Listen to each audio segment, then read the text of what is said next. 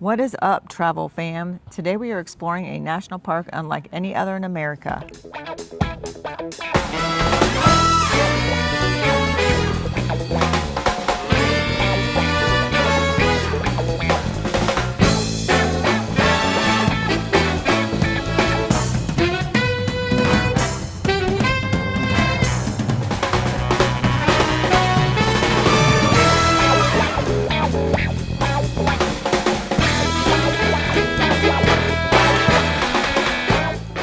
We're in southwestern Colorado at Mesa Verde National Park.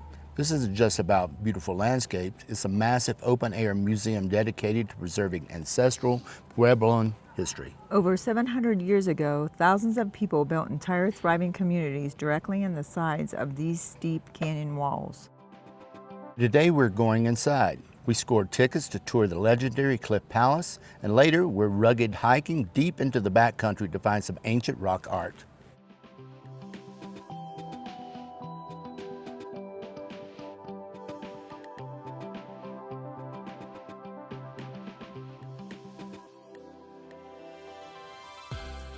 Grab your hiking boots and let's go time traveling.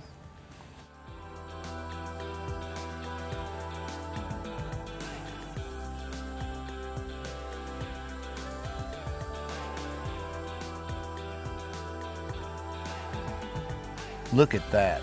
Pictures do not do this justice. That is the Cliff Palace, the largest cliff dwelling in North America.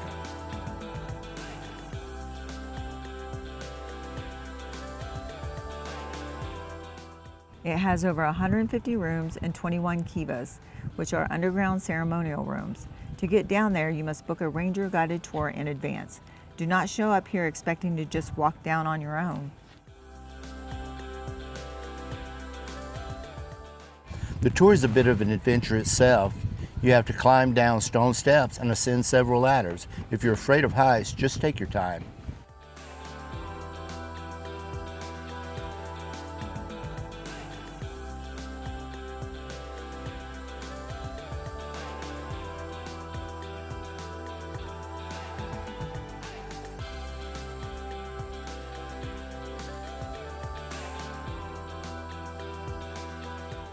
Standing right next to these stone walls is surreal. Look at the masonry work. You can still see the black soot on the ceilings from fires burned hundreds of years ago. To describe what you're looking at, what would you use? Amazing. Amazing. Yeah. Amazing, well preserved. Yeah. Good Airbnb. Good Airbnb. Preserved. That's a good one. A word that always comes to my mind when I'm in these spaces is home. It's a village. Yeah. I don't like the name Cliff Palace very much. I actually like it when visitors accidentally say, "I'm looking for Cliff House." That makes more sense. This is not a palace. This is just a village. A village where 23 families would live at any given time for 100. And then people were hunting out here. They're hunting things like elk, deer. We have petroglyphs that depict bighorn sheep on this mesa. We don't have bighorn sheep anymore. But we do find those bones inside of these sites. That does show us people were hunting animals. A lot of smaller game though as well. Think like rabbits and squirrels. Especially by the time cliff dwelling architecture is being created. You know, for centuries people lived on top of the mesa. But we do start seeing a transition where some people are deciding to live inside the cliff sides. And by that time, 80% of their diet is from the things that they are farming.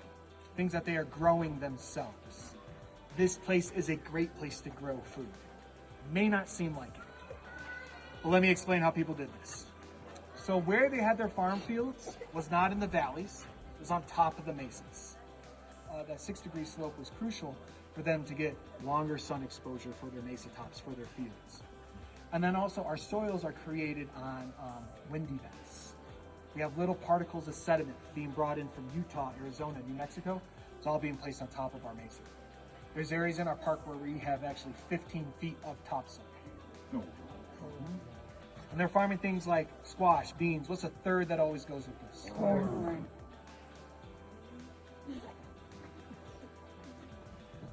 In this box, these are 800-year-old corn cobs found here in the park.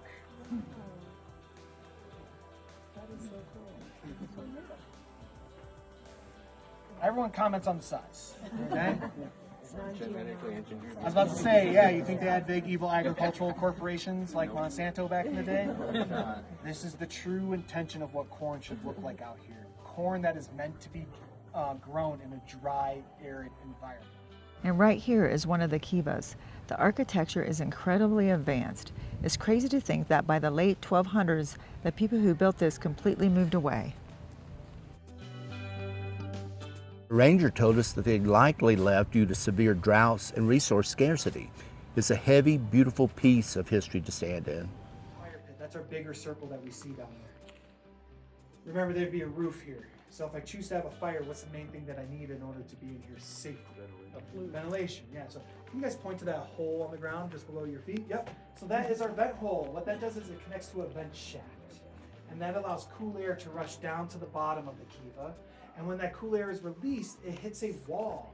We call that a deflector panel. And what that's doing is that's allowing the cool air to start rotating around the bottom of the kiva. And then that's how the smoke is pushed out through the hole in the roof where the ladder enters these spaces.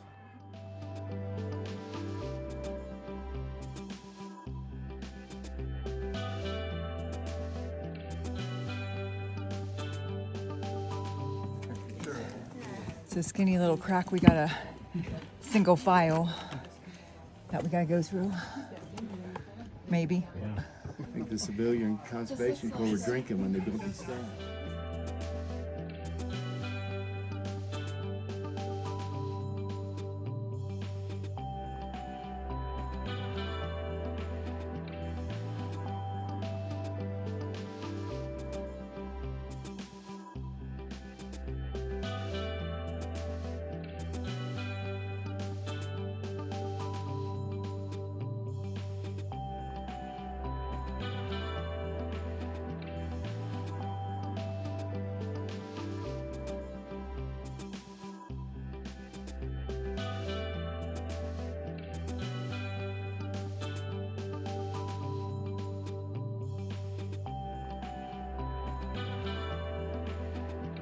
So you'd at least have to climb up a ladder to get to this space. And then there's, a couple doorways, 4 doorways that lead into some of these interior rooms. And they might have just been for storage. They might not have been access, spaces. I talked about shaping of the stone. These are called peck marks. And so you literally have to take a rock and pound it against another rock to make a square rock. The building materials. And this building is, this tower would look right out over Cliff Palace. And probably to the end of Soda Canyon as well. So, you could observe a whole lot, maybe even signal a whole lot. If you were having a big ceremony over here, you might want to call your neighbors. All right, now that we've seen the architectural marvels, we are headed into the wild side of the park. We are hitting the Petroglyph Point Trail. The trail starts near Spruce Tree House. It's a 2.4-mile loop, and while it's short, the park rates it as strenuous. Okay, we're about halfway into the trail now, and it's turned actually from the pavement and changed into natural stone. So not a bad walk as of so far. Okay, they weren't joking about the strenuous part. You literally scramble over boulders and squeezing through rock fractures. It feels like an ancient obstacle course. Tip from Mesa Verde. The elevation here is 7,000 feet. The air is thin, it gets hot fast. There's very little shade on the trail. Pack away more water than you think you need.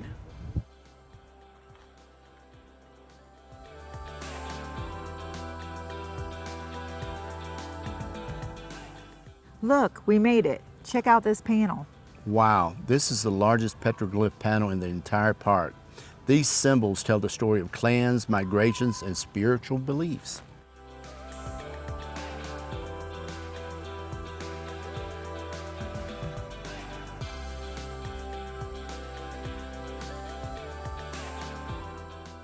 It's incredible to see art that has survived the elements for centuries right here in its original place. Remember, look all you want, but never touch the petroglyphs. The oils on our skin can ruin them forever.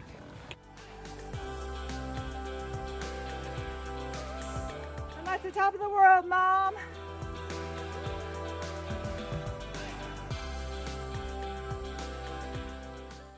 We made it back up to the rim. Loop complete.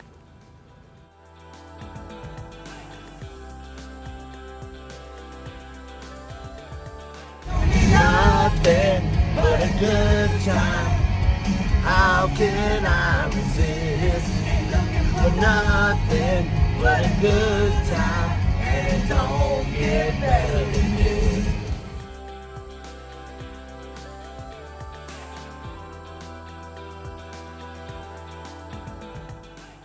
Mesa Verde absolutely blew my expectations away. It's one thing to look at old ruins from a distance, but climbing the ladders into Cliff Palace and hiking to those petroglyphs is unforgettable. If you're planning your own trip, remember to log on to recreation.gov months in advance to get your cliff dwelling tour tickets. They sell out incredibly fast. And give yourself at least one full day, if not two, to really appreciate how massive this park is. Let us know in the comments, would you be brave enough to climb those cliffside ladders, or would you stick to the overlooks? So smash that like button, subscribe for our next National Park adventure, and we'll see you guys on the trail.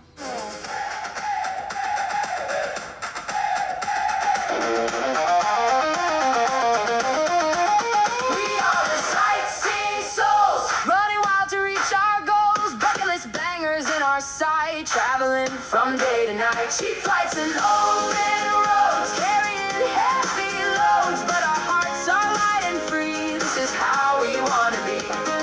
Sightseeing souls alive. Watch the budget thrive.